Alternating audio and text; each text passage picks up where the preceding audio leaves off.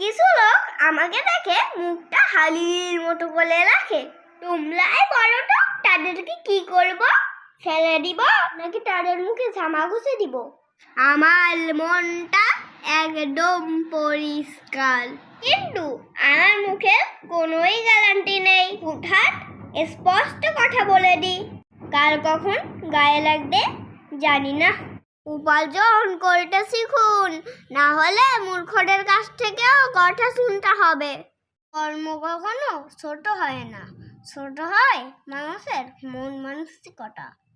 সবাই বলে কারোর বাড়িতে যেতে গেলে কিছু নিয়ে যেতে হয়, এজন্য আমি মোবাইল ও চার্জার নিয়ে যাই। বলতো বাবা, প্রবাসী আর মৌমাছির মিল কোথায়?